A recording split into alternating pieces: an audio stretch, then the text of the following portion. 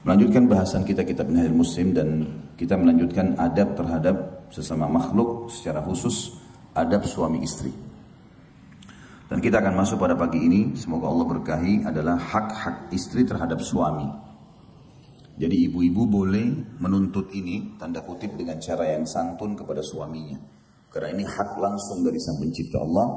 Bapak-bapak wajib tahu ini, sehingga mengamalkan bukan karena istrinya, tapi karena perintah dari Sang Pencipta Allah. Saya pernah jelaskan di pertemuan sebelumnya, pentingnya seorang muslim menjadikan semua yang ada di sekitar dia ini adalah penyebab dia mendapatkan rahmat Allah. Seorang suami berbuat baik sama istrinya, bukan karena istrinya, tapi karena Allah, sehingga tidak ada kejenuhan dalam berbuat kebaikan itu. Begitu pula seorang istri dalam melayani suaminya, semua karena Allah, sehingga tidak ada kejenuhan. Karena manusia bisa melalui masa-masa di mana dia jenuh, lesu, marah, sakit, ya. Atau mungkin pada saat dia senang. Jadi kalau kita niatkan memang karena Allah, kita akan bisa melaluinya. Bukankah pada saat ibadah haji kita kerjakan capek sebenarnya? Penerbangan pesawat 9 jam, panas, harus tinggal di kemah, ya, di Mina, di Arafah, di Musdalifah. Tapi tidak pernah ada orang yang ikhlas berangkat haji karena Allah, pulang ditanya mau berangkat lagi, dia bilang enggak. Pasti mau saja. Mau berangkat lagi haji? Iya. Orang yang menjawab iya itu karena dia ikhlas. Kalau orang yang tidak ikhlas berangkat, terpaksa, hanya mau ngetes, nggak bakal mau kembali lagi. Seperti itulah kurang lebih fenomena kehidupan kita semua. Kita tidak akan jauh dalam rumah tangga. Ibadah rumah tangga ini ibadah yang sangat panjang. Semenjak akad nikah sampai kita meninggal, terus menerus kita lalui kehidupan itu. Maka butuh ilmu yang kuat, sehingga mendatangkan keimanan yang kuat, dan akhirnya pengorbanan atau cinta dan pengabdian juga maksimal. Kalau diniatkan karena Allah, semuanya kita akan tenang. Mau baru menikah sampai punya anak 10 pun tetap sama. Nggak ada bedanya. Orang mukmin tidak akan berubah.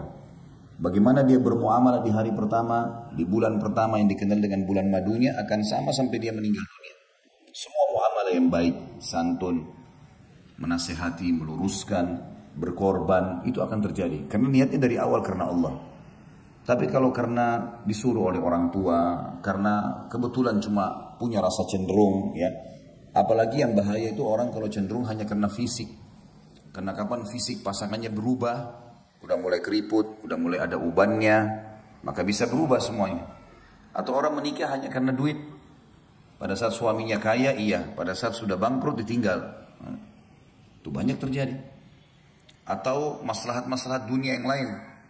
Maka tentu setelah target tercapai dia akan selesai. Ini akan berbeda dengan orang yang mengikhlaskan niatnya karena Allah. Mau muda, mau tua, mau sehat, mau sakit, ini pasangan saya.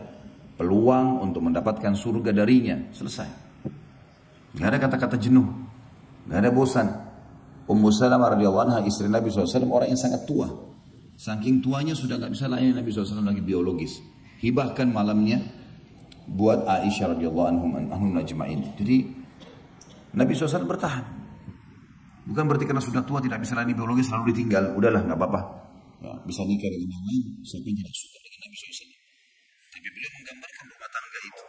Bagaimana menjadikan pasangan ini adalah sebab kita mendapatkan derajat tinggi di surga. Hanya dengan senyum, hanya dengan bertutur kata yang santun, hanya dengan melayani, hanya dengan berkorban sedikit dengan uang, selesai. Dan ada ceramah saya di YouTube yang saya berikan judul Jalan Tol Menuju ke Surga. Itu rumah tangga. Makanya syaitan luar biasa ingin mengacaukan rumah tangga itu. Ada saja hal-hal yang dijadikan pemicu untuk kita ribut, untuk kita ya tidak berinteraksi. Sebab senyum, sentuhan, biologis, bermesraan, pahala semuanya. Maka syaitan harus ngacauin itu. Kadang-kadang subhanallah gara-gara satu tutur kata yang salah dari pasangan kita, sudah nggak berhubungan 2 hari, mungkin 1 minggu, mungkin 1 bulan, bahkan mungkin sudah sampai pada perceraian. Kenapa? Kalau kita rentet historinya hanya karena mungkin dia dianggap oleh pasangannya berkata kasar, mungkin anggapan dia. Siapa tahu memang pasangan kita begitu cara berbicaranya. Harus kita mengerti, rangkul dia. Kekurangan pasangan bukan untuk ditinggalkan, tapi untuk dibantu keluar dari permasalahannya. Nasihati, luruskan, rangkul. Dan kesuksesan seseorang dalam kehidupan bersosial kalau dia sukses dalam rumah tangganya, sehebat apapun seorang laki-laki di luar sana, namanya, wibawahnya, hartanya, tapi kalau kacau rumah tangganya, selesai urusan. Berarti orang ini gak berhasil. Dia hanya performance saja, seperti orang yang rapi pakaiannya, tapi di dalam tubuhnya banyak penyakit. Begitu pula seorang wanita, mau dikatakan wanita karir, kaya, cantik, terkenal namanya, lihat hubungannya sama suaminya. Kalau dia baik sama suaminya yang sudah tahu luar dalam tubuhnya, maka berarti dia memang betul-betul baik. Tolok ukur selalu di rumah tangga. Dan ini sudah dijadikan oleh para ulama gambaran umum bagaimana menilai seseorang itu baik atau tidak di rumah tangganya. Kata Nabi SAW, khiyarukum li ahlihi. Orang yang terbaik di antara kalian adalah orang yang terbaik dengan pasangan hidupnya. Suami sama istri, istri sama suami. Itu baru manusia terbaik. Karena pasangan kita tahu semuanya. Kita bangun tidur, biasanya orang masih emosional, biasanya orang masih lesu, biasanya orang masih berantakan. Pasangan kita tahu tuh. Mungkin tidak semua orang tahu. Pada saat kita lagi hadapin masalah atau pada saat kita sakit, yang melayani adalah pasangan kita. Pada saat kita lapar, pada saat kita lagi makan, yang senantiasa menemani makan adalah pasangan kita. Dan seterusnya. Makanya Allah Subhanahu wa taala menyebutkan istri dan suami ini libas dalam Al-Qur'an. A'udzubillahi minasyaitonirrajim. Antum libasul lahun, hunna libasul lakum wa antum libasul lahun. Mereka para istri itu adalah pakaian kalian, dan kalian juga adalah pakaian buat istri kalian. Apa kata ulama tafsir? Pakaian fungsinya untuk apa teman-teman sekalian? Menutup badan. Apalagi? Memperindah. Ya, menutup aib-aib kita. Itu pasangan suami istri.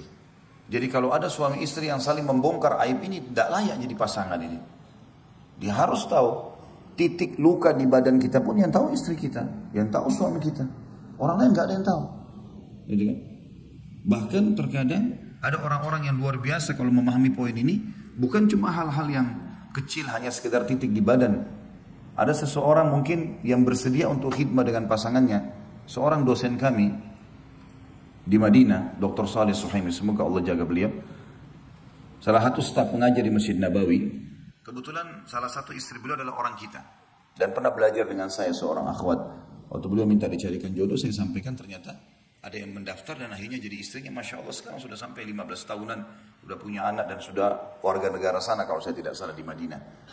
Yang jelas beliau sempat cerita sama saya, karena beliau matanya buta. Ini saya cerita karena kebaikan ya, untuk menjadi ibrah dan pelajaran buat kita. Jadi beliau cerita sama saya dan saya memang terharu dan kagum dengan itu ya. Beliau mengatakan karena matanya buta, saya pernah masuk ke WC, kamar mandi, lagi buang hajat, dia bilang. Karena beliau buta, beliau tidak lihat. Dia bilang, saya merasa seperti ada orang di kamar mandi. Saya tanya, siapa kamu? Ditanya, apa kamu? Ditanya nama istrinya, saya nggak usah sebutin. Lalu kemudian istri mengatakan, iya. Kata Syekh, jangan di sini, di luar saja, saya lagi buang air, baunya nggak enak. Apa kata perempuan itu?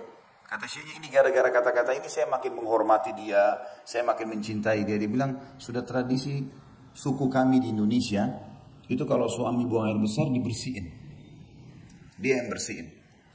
Kata Syekhnya, saya berterima kasih luar biasa dengan kalimat itu, tapi biarkan saya bersihkan diri saya sendiri.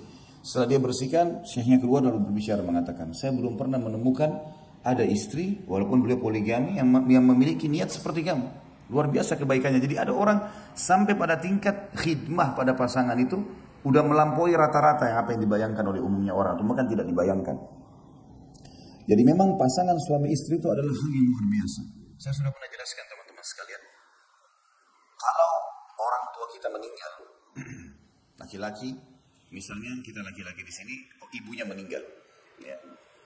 Maka dia tidak boleh mandikan ibunya, karena melihat aurat kan. Ibunya sudah dewasa, dia juga sudah dewasa, nggak mungkin. Yang boleh mandikan sesama jenis, anak perempuannya. Kalau ayah kita bebas, kita boleh mandikan, laki-laki sama laki-laki. Yang boleh mandikan perempuan. Sekarang balik juga, akhwat kita, ummahat kita di sini tidak bisa memandikan jenazah ayahnya, karena melihat aurat. Perhatikan di sini, suami istri boleh.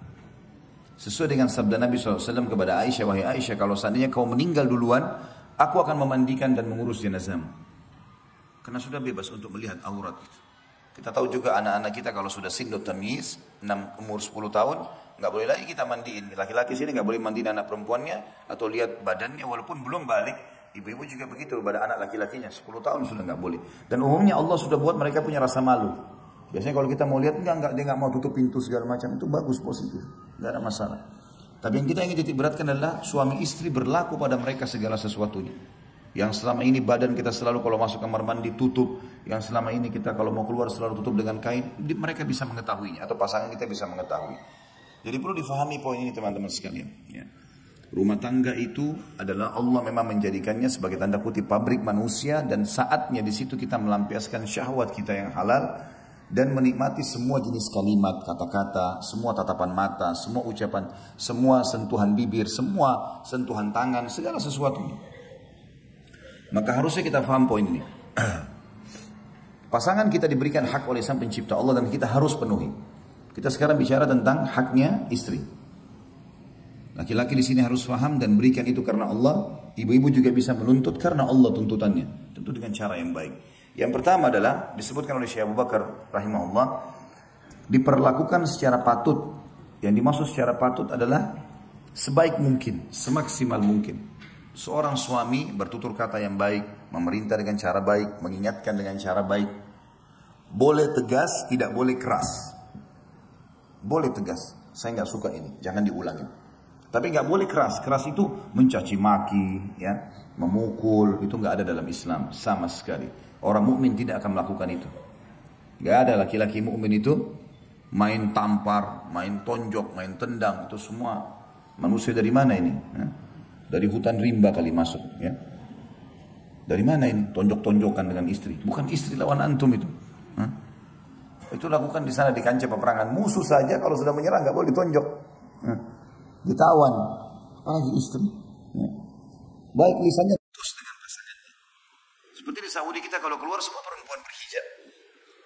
Tidak ada sesuatu yang membuat orang akhirnya terpikir, oh ini lebih baik daripada istri saya. Kan gitu. Begitu juga wanita berhijab, maka mereka menjaga diri mereka. Enggak sibuk melihat orang-orang. Kan? Walaupun kalau ada interaksi yang tidak bisa kita hindari kayak di pasar, kayak gitu, harus. Tapi biasanya yang bahaya tontonan. Karena tontonan itu kan kita duduk siap menonton. Kan itu. Akhirnya kejiwaan kita siap menerima. Pikiran kita siap mencerna. Ini bahaya, bisa mengubah pola. Pola hidup, pola pikir, pola makan. Berubah semua dengan tontonan ini. Maka bahaya sekali. Makanya ada orang kadang-kadang nuntut pasangannya melampaui batas. Kamu harus bisa menari seperti perempuan itu. Kamu harus bisa, laki-lakinya juga menyanyi seperti laki-laki itu. Ya susah lah. Ya. Apalagi lagu India, mana ngerti dia? Nggak bakal bisa itu. Maksa pasangan kita seperti orang India, gimana cara? Kita ini orang Melayu, orang Indonesia, beda alamnya, gitu kan? Orang Indianya aja belum tentu bisa ikuti artisnya kok. Apalagi kita mau ikut-ikutan ini. Dan memang aneh kalau kita ikut-ikutan seperti itu, karena itu memang alamnya mereka beda. Jadi tidak usah, ya. Kita boleh tingkatkan skill. Setiap orang yang kita perlu membaca, menambah informasi bagaimana menjadi suami yang terbaik, bagaimana menjadi istri yang terbaik. Agama sudah perintahkan dandanan yang baik, pakai minyak wangi yang wangi, sisir rambut yang wangi, ya tutur kata yang santun, sudah cukup kok sebenarnya. Dan kata beliau, berdasarkan sabda Rasulullah SAW kepada orang yang bertanya, apa hak istri salah seorang dari kami terhadap suaminya? Yang mana beliau menyebutkan, antut'imaha idha ta'inta wa taksuha idza tasaita wa la tadrib al-wajha wa la tukabbih wa la tahjur illa fil bait. Hendaklah engkau memberinya makan jika engkau makan. Jadi ini makanan penting sekali. Penting sekali. Sampai subhanallah saya dengar ada beberapa ummahat kita enggak mau makan sampai suaminya pulang ke rumah. Ini satu penghargaan yang luar biasa. Akhirnya suaminya juga jadi tahu dia enggak akan makan di luar. Dia makan sedikit pulang ke rumah tetap makan di rumah. Saya sampai sekarang punya kakak ipar di kota Makassar, Masya Allah, dia menikah dengan kakak saya perempuan. Itu sampai sekarang, dia sendiri bilang sama saya kalau di luar tidak makan, pulang ke rumah. Karena dia panggil nama kakak saya, dia bilang, masak buat saya. Jadi sudah bertahun-tahun, anaknya sudah sampai menikah, sudah ada cucunya. Tapi memang dia merasa makanan itu penting, punya pengaruh besar ya. Jadi ada orang subhanallah makan pikirin dirinya sendiri. Dan kalau suami pulang, temani duduk makan. Istri sudah masak, teman-teman biar kenyang, incipin makan sedikit. Duduk, puji makanan itu. Royal dengan pujian kepada pasangan penting. Puji, nggak apa-apa. Asal betul, tidak ada kedustaan. Gitu kan? Dalam arti kata sini pujiannya positif. Misal kita mengatakan makanannya Masya Allah masih hangat ya. Yang positifnya mana? Mungkin makanannya asin, tapi kita cari yang positifnya. Oh ini makanan hangat enak ya. Cocok kalau musim lagi udara begini. Ini pas sekali bumbunya atau apalah ya. Mungkin kalaupun ada kekurangan sedikit nanti lain kali dikurangin ininya ya. Dengan santun, dengan baik ya. Bisa semuanya nih. Asal mau saja masalahnya. Kita kadang-kadang tidak mau atau bahkan mungkin belum punya pengalaman, belum tahu akhirnya tidak melakukannya. Atau mungkin kedangkalan pemahaman terhadap hukum syar'i. Rasulullah SAW menyebutkan hak pertama bukan rumah, bukan transportasi, makanan. Berarti makanan punya pengaruh besar loh. Sampai saya pernah bilang di dalam pelatihan rumah tangga, saya bilang ibu-ibu kalau mau suaminya tenang di rumah, penuhi 3 hal. Tatapan matanya, perutnya, dan kemaluannya. Karena memang wanita, laki-laki itu suka kalau dia pulang ke rumah, semua sudah rapi, istrinya sudah wangi. Tatapan mata, dia akan rindu untuk cepat kembali ke rumah. Ya. Kalau setiap pulang ke rumah, ngomong, mulutnya Masya Allah baunya. Ya. Dekat sedikit juga ketiaknya baunya Masya Allah. Ya. Larilah si suami. Dia berharap pulang, kapan istri saya tidur nih, mudah-mudahan. Kalau saya pulang dia sudah tidur. Ya. Karena takut ketemu. Kadang-kadang ada perempuan gitu dinasihatin. Bagaimana cara bahasanya? Ini saya baru beliin odol baru ya. Nggak ngerti dia. Ini odol baru, ini wangi gitu. Dia nggak ngerti, oh iya dikasih pembantu.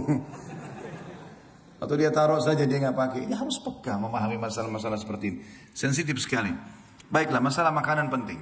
Dan teman-teman kalau makan sesuatu di luar enak, laki-laki belikan istri. Bawa ke rumah. Ini tadi saya makan enak, beliin. Oh saya sudah kenyang nggak apa-apa. Yang penting kamu sudah tahu. Tadi saya makan ini. Kan dia merasa ada kontak batin. Karena makanan kita perhatian. Begitu juga dengan istri. Beli makanan apapun, keluar sama teman-teman. Lagi ke Bogor, lagi kemana, keluar sama keluarga, tentu ada mahramnya misalnya sama keluarga. Mungkin pulang bawa makanan khas. Tadi saya makan ini enak loh. Bungkusin, buatin suami misalnya, itu penting. Memberinya pakaian jika engkau berpakaian. Ini yang tadi saya bilang berimbang di antara keduanya. Berimbang ya. Pakaian-pakaian dipakai semuanya bagus, santun, baik ya. Dan boleh kita menikmati pakaian. Tidak ada masalah. Janganlah memukulnya pada wajah. Dan jangan menjelek-jelekkan. Ini yang paling banyak berbekas pada jiwa wanita, bapak-bapak sekalian. Jangan pernah jelekin dia. Udah selesai. Gak usah bilang kamu dasar pendek, kamu dasar gembut, kamu dasar begini. Ini hindari semua. Karena kata-kata yang kita ucapin itu terekam sampai dia mati. Kata-kata yang dia ucapin bagi kita sudah dibuang. Makanya salah satu karakter wanita yang saya bilang adalah tanda kutip pendendam. Laki-laki tidak. Nah, sudah tahu buktinya kan? Pernah saya jelasin yang lalu. Sekarang bapak-bapak kalau lagi ribut sama istrinya, baca WA-nya nih. Oh macam-macam tulisannya. Kita marah pertama. Tapi 2 hari lagi kira-kira diapain WA-nya? Dihapus. Ngaku nggak? Iya kan? Paling dihapus. Sudahlah, sudah selesai. Gak usah disimpan. Ibu-ibu saya tanya kalau bertengkar sama suami. Dihapus WA-nya? Nah masalahnya itu. Biar sudah 1 tahun yang akan datang lagi baikan nih. Lagi keluar kota sama-sama. Terus sempat tersebutkan ada satu masalah yang dulu. Itu kan dulu pernah begini. Bahkan kau pernah WA begini. Enggak, kata suaminya mana? Ini buktinya. Masih ada. Nah, jadi perempuan tuh cocok jadi penyelidik. Suka nyimpan-nyimpan. Sekarang ibu-ibu saya ajar caranya. Ikuti cara laki-laki dalam masalah ini. Ada sesuatu, udah selesai, clear masalahnya, hapus semuanya. Gak boleh disimpan. Karena itu pemicu syaitan. Bahaya sekali. Gak usah ingat-ingat kata-katanya lagi. Sudah selesai. Orang mukmin harus clear. Allah saja kalau kita minta maaf dimaafin kok. Dan dihapusin semua bekas-bekasnya. Masa kita enggak gitu ya. Jadi hati-hati. Jangan pernah memukul. Wajah terutama. Wajah itu dimuliakan sama Allah. Banyak orang tampar segala macam ini. Hati-hati bapak-bapak. Dan jangan menjelek-jelekkan. Jangan menjelek-jelekkan. Wajah istri untuk dicium. Bukan untuk ditampar. Ya, untuk ditatap, bukan untuk ditampar. Hati-hati. Banyak laki-laki yang luar biasa kasarnya. Ya. Jangan menjelek-jelekan, jangan pernah jelekkan dia, jangan pernah jelekkan perbuatannya, karena berbekas semuanya. Jadi rangkul untuk keluar dari masalah itu. Dan jangan memisahkan diri darinya kecuali dalam rumah. Ini yang tadi kita bilang hajar. Jadi nggak boleh pergi ke rumah orang tua, nggak boleh pergi ke rumah teman, di rumah saja. Jadi biar istri tahu kalau kita ada di kamar sebelah misalnya. Ya. Dihajar, dia tahu. Kalau sholat tetap kita bangunkan, nyalain lampu di kamar, sholat, sudah subuh, lalu kita pergi. Ya. Seperti itulah. Dalam sabda beliau yang lain, tentu hadis ini diriwayatkan tadi Imam Abu Dawud nomor 2142 dengan sanad hasan. Dalam sabda beliau yang lain, Rasulullah SAW bersabda, "Ala wa haqquhunna alaikum an tuhsinu ilaihinna fi kiswatihinna wa ta'amihinna." Ingatlah bahwa hak mereka para istri terhadap kalian adalah kalian berbuat baik kepada mereka dan memenuhi pakaian dan makanan mereka. Itulah alam wanita. Bagaimana kita memberikan kepada mereka makanan dan pakaian yang membuat mereka puas dan suka. Ya. Dan juga sabda Nabi SAW, dan itu tadi hadis sudah kita sebutkan, diriwayatkan Imam Tirmidzi nomor 1163. Dan sabda Nabi SAW selanjutnya adalah, la yafruq mu'minun mu'mina in kariha minha khuluqan radiya minha akhar. Janganlah seorang mukmin membenci seorang mukminah istrinya. Jika ia membenci satu perilaku darinya, niscaya dia rela terhadap perilaku yang lain. Memang istri kita juga manusia. Misal ada perempuan menonjol sekali di masakan, itu kelebihannya, puji dari situ. Mungkin dia kurang dalam penataan rumah. Mungkin ada perempuan dalam mengatur pakaian, kerapian rumah bagus, tapi nggak bisa masak. Kalau ada yang Allah berikan kepada kita, masya Allah, wanita yang bisa mengatur semua itu sangat luar biasa. Udah rumahnya bersih, dianya bersih, masakannya enak, karunia dari Allah. Tapi seorang mukmin harus paham, kalau ada kekurangan istri, selama bukan pelanggaran agama ya, cuma masalah-masalah khidmah pelayanan, maka dia, kata Nabi SAW, janganlah seorang mukmin membenci seorang mukminah istrinya, jika ia membenci satu perilaku, ada yang dia tidak suka karena kekurangan, niscaya ia rela dengan perilaku yang lainnya. Ini masalah bergaul dengan cara patut. Yang kedua, mengajarinya atau mengajari istri tentang perkara-perkara agama yang penting jika sang istri belum mengetahuinya. Ini penting sekali. Jadi seperti ummahat kita, akhwat kita sendiri diizinkan oleh suaminya pergi ta'lim, itu penting. Bapak-bapak jangan larang suami istrinya pergi belajar agama. Jangan larang. Karena itu maslahatnya buat kita sendiri sebenarnya. Kalau bapak-bapak memahami itu, ikhwah kita memahami berapa besar pengaruh kebaikan perubahan pada istri kalau dia pulang dari pengajian, maka dia tidak akan melarang. Karena perempuan pakai perasaan. Kapan ibu-ibu kena perasaan dari sisi agama, beda dengan laki-laki. Kalau laki-laki mungkin dia tahu tentang sholat malam, tapi kalau dia capek, dia mengatakan saya capek, mungkin besok aja saya sholat. Perempuan belum tentu begitu. Mungkin kalau dia kena perasaan secara keimanan, walaupun capek dia bisa bangun sholat malam. Kena perasaan, beda. Ya. Di sini kita harus mengajarkan dan membiarkan mereka mendalami agama yang dalam, ya. Baik itu dengan cara hadir pengajian atau kita memberikan fasilitas yang lengkap. Sekarang sudah ada internet, ya, dengan segala macam perusahaannya berbeda-beda bersaing, ya, sudah sangat cepat, kita bisa pasang di TV, ya. Saya pernah mengunjungi rumah seorang muslim, saudara kita, dia lihatin ke saya, jadi dia sudah pakai internet yang cukup bagus di rumah, semuanya sudah tinggal acara ceramah. Istrinya pun habis masak, dia lagi di kantor, tinggal putar YouTube ceramah, Ustadz Fulan, tinggal nonton saja. Karena biasanya kalau acara TV, kalau luput jamnya kita nggak bisa kan. Kalau di YouTube kan kita bisa ulang-ulang, bisa kita pilih lagi, bisa dinonton lagi, walaupun kita tidak sempat hadir tadinya. Positif, siapkan fasilitas itu di rumah. Jadi buat di rumah itu betul-betul suasana islami dan disiapkan semua fasilitasnya.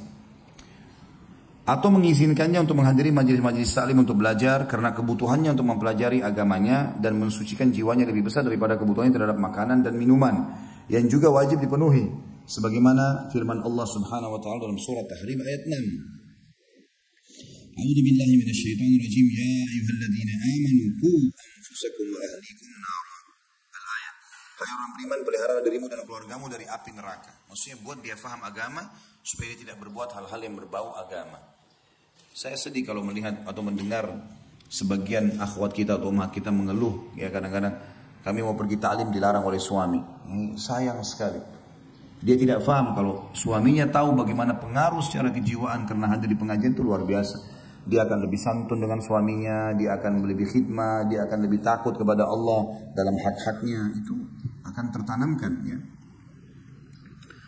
Kata beliau, istri termasuk keluarga yang harus dipelihara dari ancaman api neraka, yaitu dijaga dengan keimanan dan amal soleh. Sedangkan amal soleh itu harus dengan ilmu sehingga bisa melaksanakannya dengan benar sesuai dengan tuntunan syariat. Hal ini berdasarkan sabda Rasulullah SAW dalam sebuah hadis yang diriwayatkan oleh Imam Bukhari Muslim dan Imam Tirmidzi juga meriwayatkan nomor 1163. Jadi tentu hadis ini sahih karena riwayat Bukhari Muslim. Rasulullah SAW bersabda, ala wastausu bin nisa'i khaira, fa innahunna awanin au asiratun indakum. Ingatlah, berbuat baiklah terhadap para wanita, karena mereka adalah tawanan yang ada pada tangan kalian. Bapak-bapak, saya kasih resep sederhana, walaupun ini rahasia di antara kita, cuma pakai mic, apa boleh buat? Ibu jadi dengar, gitu kan? Nggak bisa matiin, harus dengar gitu. Jadi kalau istri berbicara sesuatu, sekali lagi, omongan-omongan yang tidak nyaman, tinggalkan saja. Ditinggalkan maksudnya tidak usah dihiraukan, tetap ada di situ tapi nggak usah dihiraukan. Kita buat teh sendiri, kita buat kopi, kembali lagi dengarin, biarin saja, anggap orang sedang berdongeng. Biarin dia ngomong, nggak apa-apa. Itu kuncinya. Dan jangan terpengaruh dengan setiap statementnya perempuan, karena perempuan kalau sampaikan sebuah statement, dia tidak pikir jangka panjangnya, sekarang saja. Lagi marah ya sekarang, mau cerai, mau mati, mau apa, terserah, nggak mau tahu. Kalau kita laki-laki kan berpikir panjang, makanya perceraian ditaruh di tangan laki-laki. Kalau cerai di tangan ibu, satu hari berapa kali ibu ceraikan suaminya? Saya mau tanya. Terlambat sedikit, saya ceraikan kamu. Hah? Semua cerai. Jadi kalau mendengar kata-kata cerai dari lisan istri sudah biasa itu. Sudah, jangan dihiraukan, jangan menjadi beban pikiran. Nah, anggap angin lalu. Kalau dia ngomong sesuatu yang positif baru kita tanggapi. Itu yang dilakukan Umar bin Khattab. Istrinya marah, ngoceh-ngoceh, dibiarin sama Umar. Sampai ada sahabat mau mengeluh, istrinya juga bicara begitu di rumah. Waktu datang rumah Umar, didengar dari luar suaranya istrinya Umar. Kau Umar begini, kamu begitu, kamu begini, segala macam. Umar diam saja. Orang ini pulang. Akhirnya Umar dengar ada orang dari depan pintu. Dibuka pintu sama dia.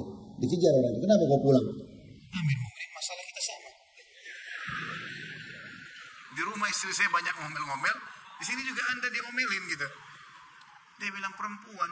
Dia udah masakin masakan saya. Dia udah cuciin baju saya. Dia jadi ibu anak-anak saya. Udahlah. Anggap saja dia ngomel. Maaf ibu-ibu ya. Anggap radio rusak. Kalau dia sudah ngomong kasar, pulangin saya ke rumah orang tua saya nyesel nikah sama kau, masa mau dilayani? Kira-kira, masa mau dilayani? Oh iya, saya pulangin kamu sebentar, kan tidak mungkin. Nanti akhirnya kau sudah dibawa pulang di mobil tengah jalan baru nyesel-nyesel. Jangan, gak usah dilayani. Tanda kutip tadi ya, radio rusak itu. Hanya supaya mudah difahami. Tapi kalau nanti, kalau coba terapin, kalau memang ada bapak-bapak yang Allah uji begini, istrinya suka ngomel, coba terapin. Kalau dia lagi ngomong, walaupun kita pegel, dengarin aja. Nanti sekali dua kali dia tidak mau lagi ngomel tuh, karena dia tahu tidak ditanggapi. Dia jadi berhenti sendiri. Sudah tahu ya? Senyap suara bapak-bapak ini. Entah paham atau enggak ini. Itu rahasia susah didapat itu ya. Baiklah. Sabda Nabi SAW sini yang boleh, ingatlah berbuat baik terhadap kaum wanita. Maksud dalamnya adalah bertutur kata yang baik. Tidak usah terlalu ditanggapi permasalahan yang diucapkan. Karena banyak laki-laki begitu, terlalu terbawa dengan arus perkataan istrinya. Akhirnya dia sakit hati sendiri, dia pegel sendiri. Enggak. Bijaksana, dewasa. Yang perlu ditanggapi, yang enggak usah. Tapi juga kita enggak usah tinggalkan. Itu penting. Karena mereka adalah tawanan di tangan kalian. Dari rumah ayahnya kita ambil dengan kalimat akad, dipindahin ke rumah kita. Dia masain, dia bersihin rumah, dia jadi ibu anak-anak. Ngapain harus dimarah-marahin?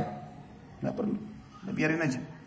Di antaranya adalah dengan mengajarkan hal yang bisa memperbaiki sikapnya dalam beragama dan mendidiknya dengan didikan yang membuatnya bisa istiqamah yang baik. Yang ketiga, mendidiknya untuk menjalankan ajaran-ajaran dan adab-adab Islam serta menghukumnya bila menyelisihinya, yaitu melarangnya bepergian sendirian atau menampakkan wajahnya. Ini tentu bagian pendapat mengatakan wajibnya cadar. Dan bertabarruj atau bersolek dan berbaur dengan laki-laki yang bukan mahramnya. Jadi dia, suami di sini harus punya rasa cemburu kalau istrinya melakukan perbuatan yang salah. Nah, ini penting sekali. Perempuan itu suka kalau kita seperti mencemburui dia. Ya. Kalau laki-laki terbalik. Ibu harus tahu laki-laki tidak suka dicemburui. Ya. Dia suka kalau ditaati, dipatuhi, ya, dicemburui enggak. Ini fitrah yang ada ya. Allahu a'lam kalau ada keluar dari fitrahnya. Kita nggak tahu. Ada laki-laki sini suka kalau suami istri cemburu, ini masalah buat dia. Ya, masalah. Karena umumnya tidak suka. Ya. Perhatian ekstra juga itu tidak perlu. Kita menjalankan tugas dan kewajiban. Tidak usah terlalu banyak telepon ke suami. Suami juga tidak usah terlalu, jangan juga tidak telepon sama sekali. Imbangi. Ya. Ada hal-hal yang perlu, keperluan mendesak direspon dengan cepat seperti itulah. Dan kalau dia melanggar agama di sini harus dihukum. Hukum ada arti kata dia harus diingatkan. Ya. Di samping itu hendaknya memberikan perlindungan dan pengayoman yang cukup sehingga tidak membiarkannya merusak akhlak atau agama dan tidak membiarkan sarana untuk berbuat fasik terhadap perintah-perintah Allah dan Rasulnya atau berbuat jahat. Karena suami adalah penanggung jawab istrinya, berkewajiban menjaga dan memeliharanya sebagaimana firman Allah di dalam surah An-Nisa ayat 34. A'udzubillahi minasyaitonirrajim. Ar-rijalu qawwamuna 'alan nisa. Kaum laki-laki adalah pemimpin bagi kaum wanita. Juga dalam hadis Bukhari Muslim, Imam Bukhari nomor 893, Imam Muslim 1829, Rasulullah SAW bersabda, "War-rajulu ra'in fi ahlihi wa huwa mas'ulun ar-ra'iyyati." Laki-laki adalah pemimpin bagi keluarganya dan akan diminta pertanggungjawabannya terhadap keluarga yang dipimpinnya.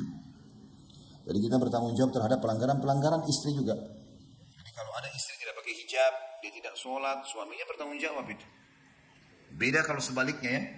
Kalau suami melanggar agama, tugas istri mengingatkan, tapi bukan kewajiban dia seperti kewajiban suami terhadap istri.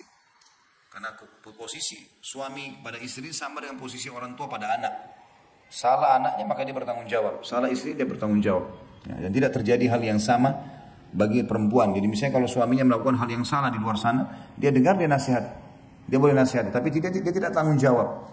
Karena dia tidak punya kewajiban perempuan mengawasi suaminya lagi buat apa di luar. Tapi istri harus suaminya mengawasi lagi ngapain di rumah. Kerja apa, ketemu sama siapa, tamu siapa yang datang. Harus dengan izinnya semua. Ya. Yang keempat, bersikap adil bila dia poligami tentunya terhadap para istri jika memang dimadu. Yaitu adil dalam memberi makanan dan minuman, pakaian, tempat tinggal dan juga giliran. Ya. Tentu di sini termasuk dalam adil. Kalau istri pertama memiliki misalnya 2 anak, istri kedua misalnya baru nikah, belum punya anak, maka tentu beda dari sisi nafkah dan makanan. Karena ada anak-anak, gitu kan? Kalau mau lebih adil lagi, maka setiap istri diberikan hak yang sama, kemudian nanti anak-anak diberikan hitungan sendiri. Maka itu jauh lebih tenang, ya, lebih baik. Memberi makan dan minum, pakaian, tempat tinggal. Dan kalau seorang suami berpoligami, dia berikan istri yang satu baju, misalnya ada pesanan, harga 200.000 misalnya. Kita tahu yang istri yang lain tidak butuh baju itu, maka kita kasih nilainya. Tetap harus adil, nggak boleh tidak. 200.000 sini, 200.000 kasih ke sana. Buat penilaian yang harus ada, tidak boleh tidak. Walaupun istri kita tidak harus tahu dalam masalah poligami itu. Misalnya, ini tadi saya beliin baju dia, gitu kan, 200.000. Kamu kan tidak butuh, saya kasih duitnya, nggak usah dibahasakan itu. Ya. Karena kalau dibahasakan nanti dia akan bertanya panjang, bajunya seperti apa, warnanya apa, ya. Tidak perlu. Kita sudah tahu, tulis di laptop atau di data kita pribadi di handphone kalau istri ini punya hak 200.000, hak 1 juta. Karena yang ini kita kasih. Kecuali hal-hal yang di luar hak-hak ini, misalnya udzur syar'i. Kalau si perempuan sakit misalnya, istri pertama sakit, masuk rumah sakit, diopname, bayar 5 juta. Nggak mungkin kita kasih 5 juta ke istri kedua yang sehat. Enggak, kalau dia sakit nanti kita biayai. Ini keluar dari uzur lain. Nah, kalau sakit, tapi kalau yang lain nggak boleh. Harus adil. Catat per rupiahnya. Karena Allah akan hisab itu. Hati-hati. Nggak ada hubungannya sama sekali. Saya punya catatan di laptop saya semuanya lengkap. Ini lebih sekian saya kasih yang ini. Nilai nggak bisa sama sekali. Kalau salah ini hubungannya sama langit.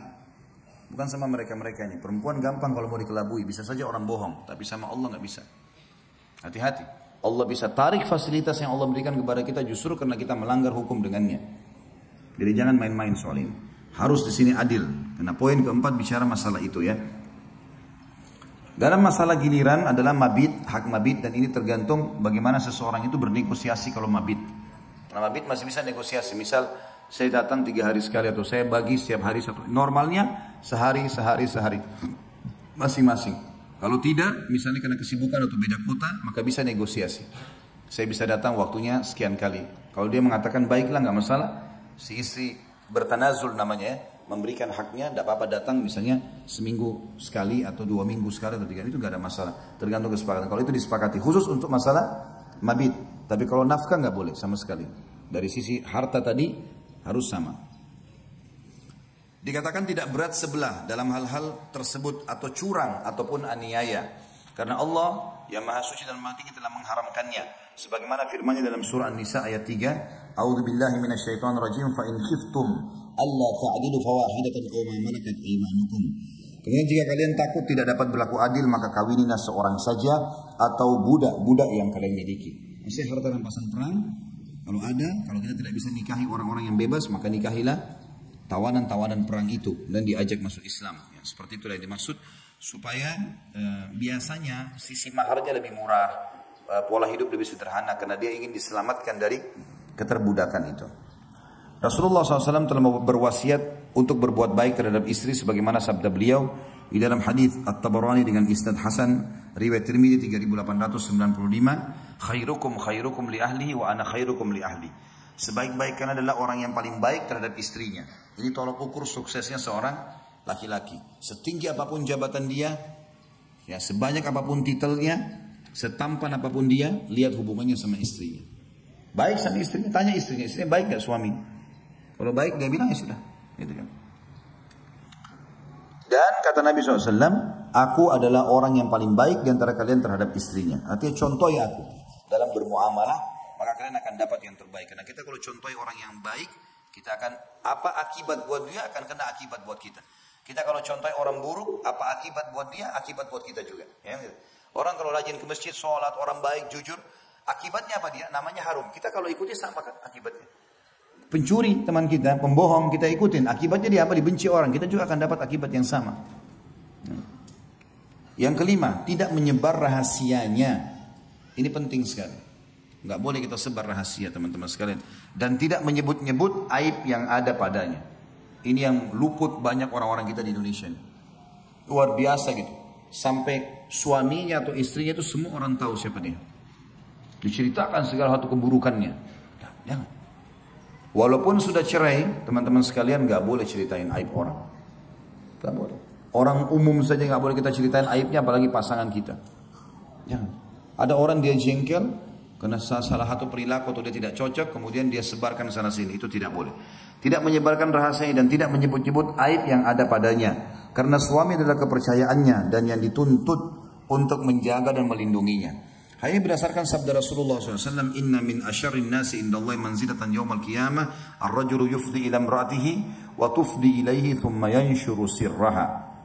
Hadis ini hadis sahih riwayat Imam Muslim 1437. Sesungguhnya seburuk-buruk kedudukan manusia di sisi Allah pada hari kiamat adalah laki-laki yang menggauli istrinya dan istrinya pun yang menggauli suaminya, lalu suaminya menyebarkan rahasianya. Riwayat lain, lalu keduanya menyebarkan rahasia pasangannya. Terutama dalam masalah biologis, nggak boleh cerita. Udah selesai. Allah kasih kelebihan pasangan kita, udah selesai. Jangan cerita. Bapak-bapak sini jangan, Allah kasih istri yang Masya Allah memenuhi semua kebutuhan biologis. Apa yang dia harapkan semua terpenuhi, dia puas. Jangan cerita sama teman, sama sekali. Walaupun itu kita menganggap nikmat. Tuh istri saya, Allah karunia begini, saya dikasih begini. Kalau di antara 3 orang teman kita laki-laki, istrinya tidak begitu, apa yang muncul di benaknya? Mengganggu istri kita nanti. Bahkan itu banyak terbuka pintu-pintu perselingkuhan karena dia telepon istri kita atau dia WA. Dan dia menggunakan bahasa-bahasa yang diajarkan oleh syaitan untuk menunggangi kelebihan itu. Yang kita sudah ceritakan. Istri kita kan heran kok bisa dia tahu ya. Tapi dia bukan mengatakan dari suami. Dia punya retorika syaitan yang membuat seakan-akan itu kelebihan yang dia harapkan dari wanita lain atau apalah. Terbuka masalah-masalah baru. Nggak boleh. Ibu juga begitu. Allah kasih suami yang Masya Allah puasin secara biologis, ibu merasa cukup segala macam, maka jangan ceritain ke perempuan lain. Kalau ibu ceritain ke teman-temannya, suami saya itu begini, suami saya. Kalau suami mereka tidak begitu, akan terjadi hal yang sama. Dia akan ganggu suaminya ibu. Dan dia akan menggunakan tadi sama kalimat-kalimat syaitaniyah. Seakan-akan dia berharap laki-laki seperti ini, seperti itu. Padahal itu ada pada diri kita. Akhirnya nanti kita terpengaruh. Jadi masalah. Makanya kata Nabi SAW di sini, sesungguhnya seburuk-buruk kedudukan manusia di sisi Allah, Allah benci sekali adalah pada hari kiamat nanti. Laki-laki yang sudah menggauli istrinya dan istrinya pun menggaulinya, juga sama saling memuaskan, lalu suaminya menyebar rahasia itu atau dalam riwayat lain keduanya menyebarkan rahasia itu. Kita sekarang masuk ke hak suami. Ya. Tadi itu adalah hak istri, sekarang berimbang kita bahas hak suami. Ini bapak-bapak bisa tuntut dari istrinya dengan cara santun. Ibu-ibu juga harus tahu supaya menjalankannya. Istri berkewajiban kata beliau terhadap suaminya, yaitu dengan melaksanakan kewajiban-kewajiban dan adab-adab berikut. Yang pertama, menaatinya dalam hal-hal selain kemaksiatan terhadap Allah. Ya. Sebagaimana Allah Maha Suci dan Maha Tinggi telah berfirman dalam surah An-Nisa ayat 34, A'udzubillahi minasyaitonirrajim, fa in ata'nakum fala tabghu 'alaihinna sabila. Kemudian jika mereka mentaatimu maka janganlah kamu mencari-cari jalan untuk menyusahkannya. Artinya wanita disuruh taat di sini. Temani saya keluar baik, buatin saya makanan baik. Semuanya karena Allah perintahkan, bukan karena suami. Dan apa susahnya ibu-ibu sekalian? Saya tanya, hanya buat makanan, hanya hibur suami ya dengan kata-kata yang baik, beban pikirannya diringankan, mulai mati masuk surga. Apa susahnya? Enggak ada susahnya tuh, mudah sekali. Ya, syaitan saja yang kadang-kadang membuat syaitan jin dan manusia. Nah, di antara manusia juga ada syaitan, ya. Mereka berpikir seperti syaitan, cemburu melihat rumah tangga kita misalnya. Kadang-kadang kita nggak tahu, apalagi ibu-ibu itu. Kadang-kadang sebenarnya banyak ibu-ibu tidak tahu kalau temannya itu buruk. Berkedok depan dia seperti jadi pahlawan.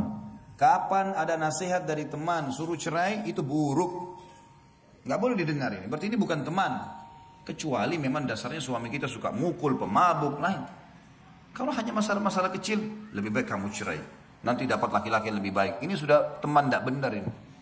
Sudah nggak benar, karena cerai dalam Islam tidak dibolehkan kecuali darurat sekali. Kalau dia malah nasihatin kita baik-baik, mestinya coba cara ini, coba cara begini, cara-cara yang positif lah. Kita anggap itu adalah pencerahan, itu nggak ada masalah. Tapi sekali lagi memang saya bilang Bapak Ibu sekalian, jangan pernah menggunakan jasa orang ketiga kecuali ahlinya. Itu pun ahlinya harus ulama yang besar, yang punya pengalaman yang luar biasa sehingga memandu kita pada poin yang benar. Kita juga kalau bertanya to the point. Saya punya masalah seperti ini, apa jalan keluarnya? Apa sarannya? Apa nasihatnya dan seterusnya. Dikatakan di sini juga Rasulullah SAW bersabda dalam hadis yang sahih riwayat Bukhari nomor 3237, Muslim 1436, "Idza da'a ar-rajulu imra'atahu ila firashihi falam ta'tihi fabata ghadbana 'alayha la'anatha al-malaikatu hatta tusbih." Jika seorang laki-laki mengajak istrinya ke tempat tidur lalu si istri tidak memenuhinya, kemudian laki-laki itu kesal terhadapnya, maka wanita itu dilaknat oleh malaikat sampai pagi. Nah, makanya syaitan menggoda untuk itu ya. Di sini perlu kita garis bawahi banyak manfaat dari hadis ini. Yang pertama kata para ulama adalah biologis laki-laki nggak bisa ditunda. Beda dengan biologis perempuan yang masih bisa ditunda. Ibu-ibu kalau masih pengen berhubungan biologis sama pasangan, tapi suami lagi safar segala macam, dia masih bisa sabar. Kalau laki-laki susah sekali, karena berpengaruh kepada emosi jiwanya. Tanpa dia sadari, kita nggak sadar, tapi kadang-kadang terbawa itu. Jadi kalau ibu-ibu dapat suaminya suka marah, masalahnya di biologis. Coba ibu-ibu muhasabah deh. Mungkin seringkali ibu bengkalikan poin itu. Tidak ada laki-laki subhanallah menumpahkan sperma lalu emosi, nggak ada. Pada saat dia klimaks, dia tumpahkan spermanya, itu ketenangan jiwa dia dapatkan. Makanya, ya, seperti dia sedang mendapatkan sebuah kebahagiaan yang luar biasa. Umumnya laki-laki kalau setelah klimaks, pasti ngantuk dan tidur. Beda dengan ibu-ibu. Ibu-ibu kan menerima sperma. Sperma itu komposisinya kata sebagian ulama ada komponen apinya, panas. Jadi kalau ibu-ibu terima sperma biasanya tambah semangat bicara. Nah, jadi kalau ibu lihat suaminya habis klimaks tidur, itu memang normal dia. Jangan ibu bilang, ya sudah tidur. Saya mau tidur nggak bisa. Memang ibu nggak bisa tidur, nggak bakal bisa tidur. Coba alihkan ke yang lain, nyapu, ngepel, masak. Nah itu baru bisa. Karena nggak bisa memang. Jadi yang tadinya buat suaminya bergelora itu pindah ke dia. Bayangin aja. Maka memang begitu, dia akan jadi semangat 45 di sini untuk bekerja, untuk segala macam. Ini yang pelajaran pertama dikatakan para ulama tentang masalah biologis di sini. Kenapa perempuan sampai dilaknat kalau tidak layani biologis suaminya? Apa sebabnya? Karena suami itu akan berinteraksi dengan alam luar. Kalau ini bermasalah dan dia tidak, imannya kurang, dia bisa berzina. Terjadilah kerusakan di muka bumi. Nanti ibu-ibu istrinya baru marah pada saat tahu suaminya selingkuh. Padahal sebenarnya permasalahan di rumah. Gak ada orang yang kenyang itu masih mau makan. Susah sekali. Kecuali darurat mungkin ada hal yang untuk, tapi kalau umumnya enggak bakalan. Itu kan intinya. Makanya Rasulullah SAW di sini ya menekankan sekali laknat Allah, laknat malaikat datang kepada istri yang diajak tidak mau. Kadang-kadang mungkin karena jual mahal. Beda kalau ibu sakit ya. Ibu sakit ada udzur syar'i beda. Tapi kalau enggak boleh nolak. Ya. Ini pelajaran pertama dari hadis bahwasanya biologis laki-laki beda dengan biologis perempuan. Makanya tidak boleh ditunda laki-laki, perempuan masih bisa. Gitu kan? Bahkan perempuan kalau tidak dipicu, tidak ada pemicu, tidak ada rangsangan, tidak akan berhubungan biologis, biasa saja. Kalau laki-laki enggak, lihat sesuatu pun sudah cukup untuk memicu biologisnya. Makanya dia harus terlampiaskan. Ini pelajaran pertama. Pelajaran yang kedua diambil di sini adalah cara menghadapi kaum laki-laki dan cara menghadapi kaum perempuan. Menghadapi kaum laki-laki di sini, ibu-ibu sekalian, itu dengan biologisnya. Biologis itu penting sekali dan harus sensitif. Jaga bau mulut, jaga bau badan, jaga warna pakaian, ya, penampilan, harus semua dijaga. Tidak bisa tidak. Jangan pernah bapak-bapak pulang rumah, kemudian mau biologis sama istri, tidak mandi, maaf, tidak membersihkan kemaluan, tidak cebok segala macam, tiba-tiba langsung main. Mau dekatin istri, mungkin istrinya sudah mandi bersih dan seterusnya. Ya. Perempuan juga begitu, ibu-ibu jangan berpikir akan didekati oleh suami kalau memang dasarnya ada bau, sangat sensitif sekali. Bau mulut, bau badan. Kenapa sih nggak pakai minyak wangi? Kenapa nggak kumur-kumur dengan mouthwash? Ada banyak. Sikat gigi sebentar berapa? 1 menit paling, gitu kan? Semprot minyak wangi, sesuatu yang disuka oleh pasangan kita. Pakai baju yang paling bagus ya. Kadang-kadang subhanallah ada orang menganggap rancu dengan istri atau suami menggunakan baju-baju khusus buat mereka di rumah. Ini keliru. Apa yang membuat pelacur, mohon maaf, punya nilai jual? Ibu-ibu saya tanya, apa yang membuat pelacur punya nilai jual? Penampilan, pakaian, ini itu, wangi. Coba kalau seandainya dia pakai daster di tempat perzinahan, kira-kira ada yang mau bayar dia? Enggak kan? Nah, semestinya setiap istri begitu di rumah, bukan kita contoh pelacur, tidak. Mestinya pakai baju yang bagus. Kalau merasa baju itu kurang cocok tapi suami suka nggak apa-apa, bersabar, kita pakai. Gitu kan. Mungkin warna yang dia suka. Kalau suami suka rambutnya panjang, dipanjangin. Dia suka sedikit di model yang asal tidak menyerupai laki-laki, nggak ada masalah. Saya pernah hadapin kasus rumah tangga dari keluarga saya, 15 tahun lebih menikah, mau cerai, puncaknya saya duduk sama suaminya karena suaminya suka rambut panjang. Istrinya nggak suka. Selalu mau pendek rambutnya. Hanya masalah itu. Tapi 15 tahun suaminya sabar. Selalu bilang. Kadang-kadang dia bawain foto. Saya suka foto perempuan rambut panjang begini. Kadang-kadang apalah bahasanya. Akhi. Ya akhi. Jadi gara-gara itu saja. Ayah suami istri sempat dinasihatin. Kenapa sih kalau yang panjangin rambut? Kenapa? Kan bagus. Suaminya jadi suka lihat gitu kan. Bapak-bapak boleh beli baju yang bapak-bapak suka. Boleh beli baju. Saya tidak merasa aib kalau saya beli pakaian yang saya tahu ini saya suka lihat kalau istri saya pakai. Bukan aib itu. Pakaian tidur kah, pakaian apa, itu di rumah gitu kan. Itu nggak ada masalah. Sebagaimana juga ibu bisa lakukan itu. Ya, karena bagi laki-laki kita penting sekali masalah melihat sesuatu itu. Ini yang pelajaran kedua yang diambil ya. Kalau masing-masing laki-laki dan perempuan ini cara menghadapinya. Ya. Ibu-ibu kalau mau suaminya lunak, ya baik, maka biologis nomor 1 bagi dia. Dan perempuan juga harus tahu dari sisi lain kalau suaminya membutuhkan itu, melihat, ya dilayani segala macam. Laki-laki juga harus tahu untuk membuat supaya istrinya mau melayani biologis, dia penuhi semua tadi hak-haknya. Ibu-ibu sekarang kalau dikasih baju baru, dikasih sepatu baru, tas baru, gembira nggak kira-kira? Gembira. Nanti akhirnya bisa melayani biologis suaminya kan? Kalau suami nggak pernah bawa hadiah sama sekali di rumah, nggak pernah beliin baju, nggak pernah bawain hadiah apa, nggak pernah buat kejutan. Perempuan tuh suka dibuat kejutan loh. Nah bapak-bapak, nggak ada yang ngantuk kalau saya bahas masalah ini ya. Kalau kita laki-laki nggak suka kejutan, malah kadang-kadang sempat marah, ibu-ibu jangan buat kejutan buat suami. Masak boleh lah, dia suka sesuatu mungkin. Tapi buat kejutan apa gitu kan, mungkin biasa saja. Kalau perempuan suka dengan kejutan, bapak buat kejutan sesuatu apa ya, yang membuat akhirnya dia gembira. Sehingga biologis bisa terpenuhi karena berhubungan dengan masalah perasaan.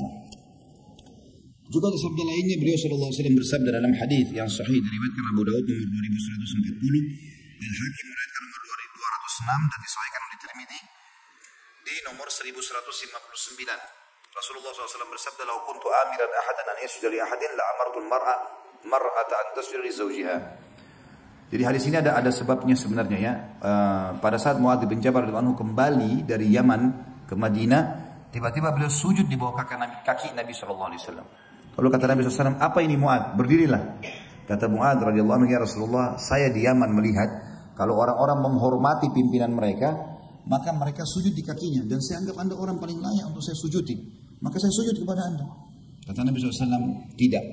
Hai Muadz, seandainya, ini hadisnya saksi bahasa ditulisnya, tapi saya awali dari awal kisahnya. Seandainya aku dibolehkan memerintahkan seseorang bersujud kepada orang lain, pasti aku perintahkan wanita sujud kepada suaminya. Perhatikan ya, tidak ada hadis ini Bu, yang berbunyi saya akan suruh anak sujud pada orang tuanya, nggak ada loh. Saking besarnya hak suami. Nggak ada hadis yang mengatakan saya akan suruh anak-anak sujud kepada orang tuanya. Padahal orang tua luar biasa kedudukannya. Bahkan ulama mengatakan tidak dibolehkan sama sekali. Tapi Nabi berikan perumpamaan kalau boleh sujud selain Allah, saya suruh istri sujud pada suaminya. Ada juga seorang wanita datang kepada Nabi SAW mengatakan, ya Rasulullah, dalam hadis sahih, saya mau menikah. Orang ini belum menikah. Saya mau menikah, tapi saya mau tahu dulu apa hak suami saya. Supaya saya tahu nanti saya berikan haknya.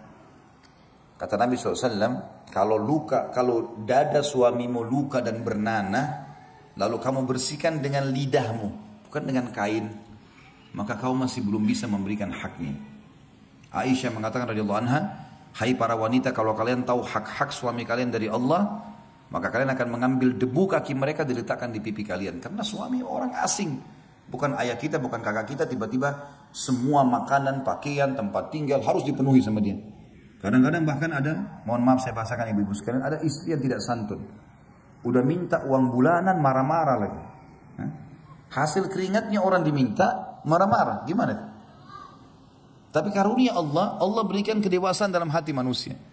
Laki-laki kadang-kadang walaupun suami istrinya begini, ya sudahlah, dikasih. Kadang-kadang minta maaf ya, telat.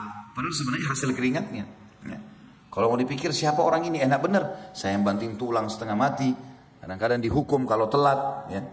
Harus nagih utang sana sini, tapi akhirnya dia yang habisin. Kasih makannya, minumnya, pakaiannya. Makanya haknya sangat luar biasa istri itu, suami itu harus diberikan di sini. Yang kedua, tadi itu mentaati pada hal yang ma'ruf. Memelihara diri dan menjaga kehormatannya. Menjaga harta dan anak-anaknya serta urusan rumahnya. Yang dimaksud dengan menjaga harga diri adalah tidak interaksi sama lawan jenis. Ya. Sudah cukup, tidak ada poliandri dalam Islam. Perempuan tidak boleh punya dua suami, satu suami. Tidak ada poliandri. Poligami bagi laki-laki ada. Tapi poliandri tidak ada. Maka sudah ada suami, selesai. Gak ada lagi laki-laki lain, sudah selesai. Lampiaskan di situ perintah-perintah agama. Semua yang dibutuhkan dari lawan jenis sudah selesai. Sampai meninggal, insya Allah masuk surga. Kemudian yang dimaksud dengan menjaga harta dan anak-anak adalah titipan suami. Makanya saya pernah bilang kalau dalam bab nafkah, misal ibu dikasih, ini nafkah ya 10 juta. Kemudian ternyata pengeluaran kita tiap bulan 8 juta. 2 jutanya harus dilaporin ke suami. Ini ada lebih 2 juta ya. Bagaimana? Kalau kita dengan santun baik kan misalnya suami bilang sudah gak apa-apa buat tabungan kamu misalnya. Sudah jadi halal buat ibu. Itu pun kalau sumbernya dari suami nanti misalnya 2 juta ini tiap bulan ibu tabung. Bisa dalam setahun kali 12 kan jadi 24 juta. Terus ibu mau investasikan, ibu bahasakan, jangan tidak. Nggak boleh. Saya mau usaha ini ya, pakai uang ini sudah saya tabung sekian. Maka insya Allah jalankan halal. Kecuali memang dasarnya uang itu dasarnya uangnya ibu sendiri. Misal ibu dapat warisan, ibu memang sebelum nikah sudah punya usaha, itu lain. Itu biar ibu keluarkan tanpa sampaikan suami, haknya ibu tuh, haknya ibu. Suami nggak punya hak di situ. Tapi kalau sumber dari dia nggak boleh, harus disampaikan. Menjaga anak-anak juga ini ibu-ibu harus tahu, boleh pakai pembantu, boleh pakai babysitter, tapi tidak boleh membiarkan anak dididik oleh mereka. Banyak anak-anak muslimah akhlaknya seperti akhlak pembantunya. Memang dia tidak pernah urus sama sekali. Bangun tidur, dia tinggal mandi, makan, keluar. Anaknya mana cuma dilihat sebentar. Oh sudah mandi, sudah selesai. Nah bukan itu.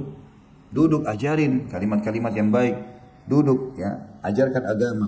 Kalau lagi dimandiin sama pembantu, lihat, datang, benar nggak cara mandinya? Mungkin anak kita masih belum bersih cara mandinya. Mungkin dipaksa, gitu kan? Saya pernah temukan anak saya, setiap kali mau mandi, kayak orang yang ketakutan. Ketakutan luar biasa, kayak orang yang stres, trauma. Sampai saya panggil anak saya panggil anak laki-laki saya panggil. Sini nak, Coba masuk ke kamar mandi, saya coba mandikan. Alhamdulillah saya mandikan sendiri anak saya, umur 3-4 tahun ya. Sama sekali nggak nangis. Tapi saya lihat ternyata dia kayak orang trauma. Jadi selama ini kalau dimandikan oleh teman yang membantu di rumah ini, itu sering dipaksa. Ditutup itu kamar mandi dipaksa, disiramin langsung. Kadang-kadang tidak nafas. Dia trauma dengan itu. Lihat kalau orang tuanya tidak awasin, saya bilang sama istri saya, lihat tuh. Bahayanya kalau kita cuma biarkan saja. Gitu kan? Dia mandi sama saya nggak trauma sama sekali. Dan saya lihat sendiri atau saya mau siram kepalanya kayak orang ketakutan, nggak mau. Saya kasih dia timba, mandi sendiri nak. Lihat nih caranya, mandi. Akhirnya dia bisa. Sekarang alhamdulillah sudah baik. Dan saya dudukin akhirnya saya bicara bapak sama muslimah ini saudari kita. Hati-hati kalau anak-anak ini jangan sampai salah pendidikan. Nah ini kebanyakan perempuan yang lupa ya, atau melepaskan begitu saja anaknya. Dia tidak punya keterlibatan di situ. Ini salah juga ya. Karena anak-anak adalah aset amal jariah. Tapi sekali lagi boleh pakai tenaga yang membantu. Serta seluruh urusan rumah di sini kebersihan, kerapian. Hal ini berdasarkan firman Allah Taala dalam surah Nisa 34. A'udzu billahi minasyaitonir rajim. Fas-salihatu qanitatun hafidatun lil-ghaibi bima hafidallah. Sebab itu maka wanita yang salihah ialah yang taat kepada Allah, lagi memelihara diri ketika suaminya tidak ada, oleh karena Allah telah memelihara mereka. Perselingkuhan ini bahaya sekali. Ya, apalagi kalau terjadi dari kaum wanita, gitu kan? Rasulullah SAW juga bersabda dalam hadis yang sahih diriwayatkan Bukhari nomor 893, Imam Muslim 1829,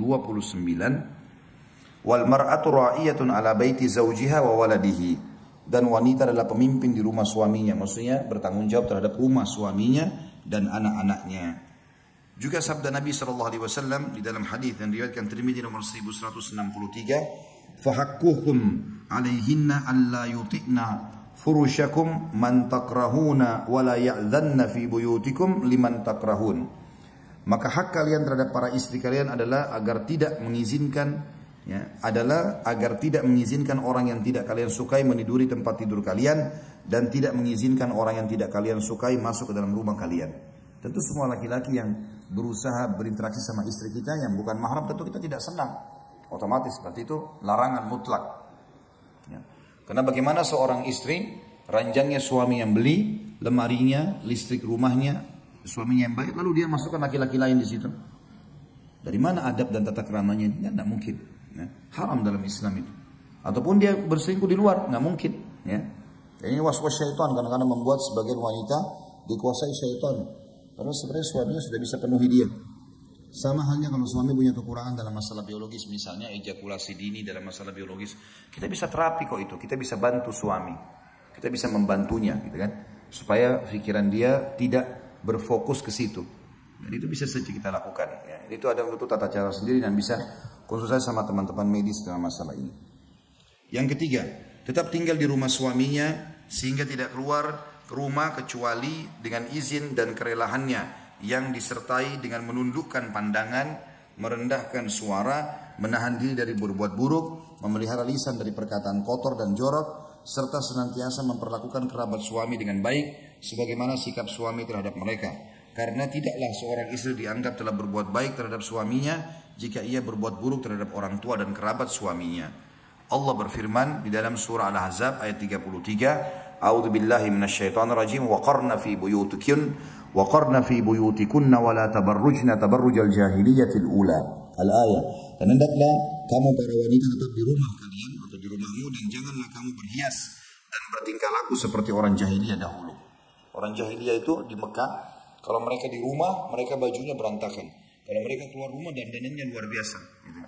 Ini dianggap dengan tradisi jahiliyah. Kalau kita balik sekarang, di rumah justru silakan menor, silakan indah, silakan cantik, silakan rapi. Di luar malah harusnya biasa-biasa, jangan jadi fitnah buat orang. Ini perintah Allah dalam surah Al-Ahzab. Dalam surah Al-Ahzab juga ayat 32 Allah berfirman, A'udzu billahi minasyaitonir rajim, fala takhda'na bil qawli fayatma alladhi fi qalbihi marad. Al-ayat. Dan jangan juga kamu tunduk dalam berbicara sehingga berkeinginanlah. Sebenarnya bukan tunduk ini, takhda'na bil qaul artinya perkataan yang suaranya sengaja dimanja-manjakan. Ya. Ini yang dilarang dalam Al-Quran. Jadi kalau bicara ada penting, misalnya lagi belanja di pasar atau segala macam, saya mau beli ini pak, saya mau beli ini, to the point, gitu. Ya. Gak usah muter-muter, ayamnya ini beli di mana pak, ya. Ini kapan disembeli, gitu kan. Berapa ekor bapak jual sehari untuk apa? Untuk apa banyak bertanya ini? Apalagi kalau menggunakan kata-kata yang tidak benar ya. Kata-kata yang bisa mengundang syahwat. Maka janganlah kamu tunduk dalam berbicara sehingga keinginan orang yang ada penyakit dalam hatinya mengganggu kalian. Jadi nggak boleh sampai bermanja-manja akhirnya laki-laki ingin mengganggunya. Kemudian dalam surah Nisa 148 juga berbunyi, A'udzu billahi minasyaitonir rajim, la yuhibbullahu al-jahra bis-su'i minal qawli illa man zulim. Al-ayah. Allah tidak menyukai ucapan buruk yang diucapkan dengan terus terang kecuali oleh orang yang dianiaya. Juga dalam surah An-Nur ayat 31 Allah berfirman, A'udzu billahi minasyaitonir rajim, wa qul lil mu'minati yaghdudna min absarihinna wa yahfazna furujahunna wa la yubdina zinatahunna illa ma dhahara minha.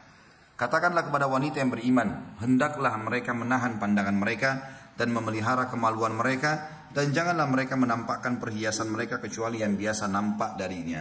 Artinya dia pakai hijab, selesai. Kecuali di rumah ya. Sekali lagi ibu-ibu harus di rumah dandan rapi, tapi juga yang suami suka.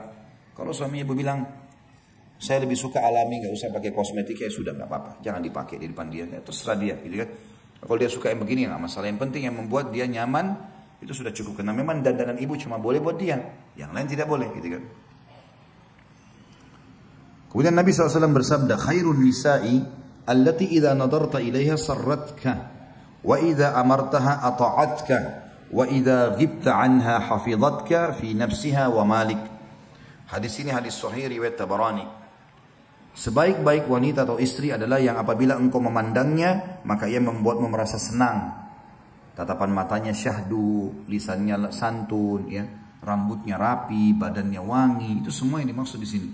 Sebaik-baik istri dalam riwayatnya dikatakan wanita ahli surga. Yang kalau kau memandang kepadanya maka membuatmu merasa senang. Jadi ibu-ibu kalau dia sering ngomong dan suaminya tidak lihat ke dia maka muhasabah. Ya. Mungkin memang dia pakai baju-baju warna yang suaminya tidak suka gitu. Ya. Saya tahu pernah ada keluhan yang sampai kepada saya dari beberapa ikhwah, dia nggak suka dengan warna itu tapi istrinya suka pakai. Memang dia nggak suka, secara alami dia nggak suka memandang itu, tapi suka dipakai terus gitu. Maka jangan hindari, pakai sesuatu yang memang dia suka gitu ya.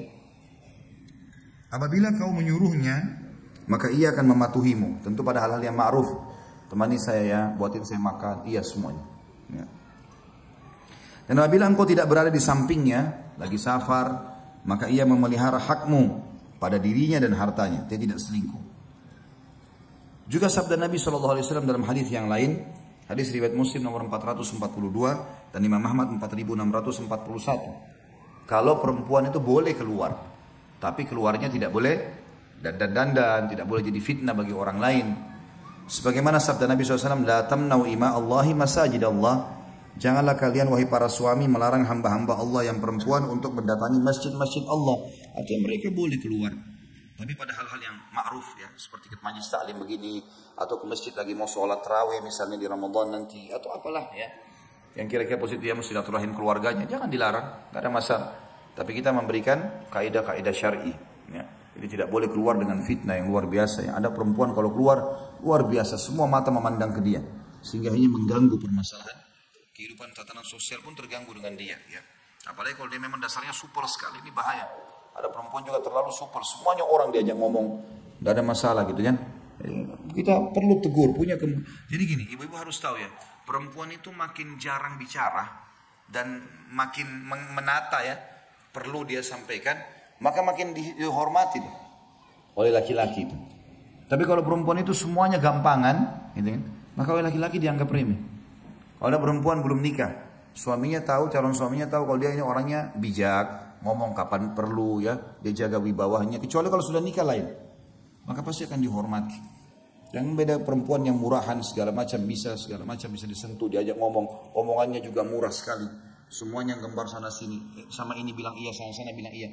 Ini jadi masalah buat dia. Sampai Nabi SAW melarang menghidbah wanita yang sudah dihidbah oleh laki-laki lain. Hidbah itu baru diminta. Baru saya mau menikah sama anda, datang ke walinya, saya mau nikah sama anak anda. Baik kami minta waktu, itu hidbah namanya.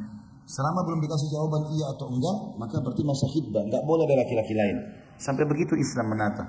Karena perempuan tidak boleh sembarangan mengombar-ngombir janji dia, bicara dia. Memang harus jaga itu. Juga dalam hadis Nabi SAW yang lain tentang bolehnya wanita keluar tapi dengan izin suaminya, adalah hadis diriwayatkan Bukhari nomor 5338 dan Imam Muslim nomor 4442. Wa idza sta'dzanatil mar'atu ahadikum ilal masjidi fala yamna'ha. Jika istri salah seorang kalian meminta izin untuk ke masjid, maka janganlah ia melarangnya.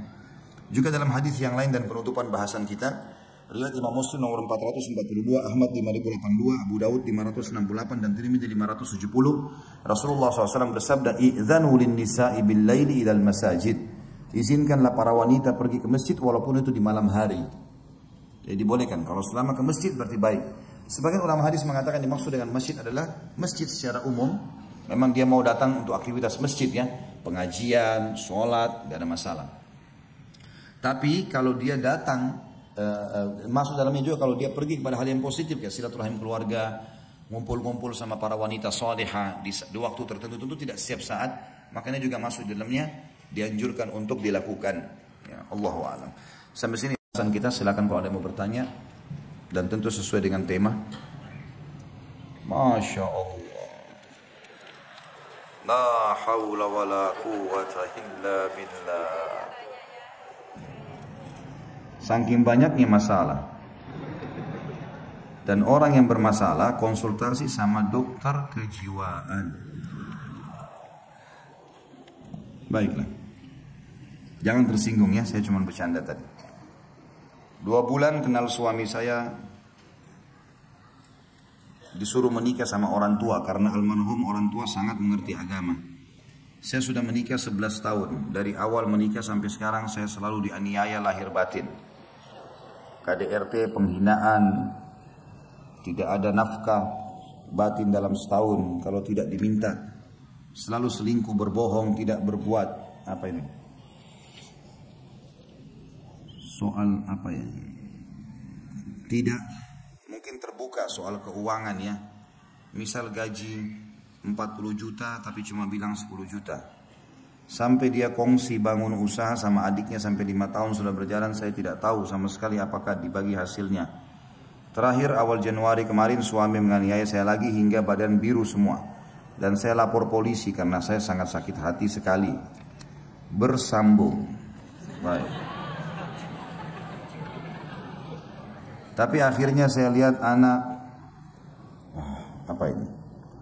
Akhirnya saya lihat anak lagi dan cabut lagi LP yang udah 3 kali ini karena kasihan sama anak, tapi dia juga nggak berubah. Terakhir apa ini? Dia mengatakan dengan lisan yang tegas, gue ceraikan lu sekarang juga. Saya bilang ya apa-apa kalau memang cerai, asal urusin cerainya sampai selesai dan beri hak-hak saya atau aku dan anak-anak sesuai dengan hukum agama. Tapi sampai sekarang dia tidak mengurus surat cerainya dan saya masih di rumah. Juga apa ini? Panjang sekali Masya Allah. Walaupun dia sering mengusir saya keluar dari rumah, setiap dia marah. Hanya kena masalah sepele. Apa yang saya harus lakukan Ustaz? Sama sekali apa ini? Merasa tidak pernah mendapatkan kasih sayang suami.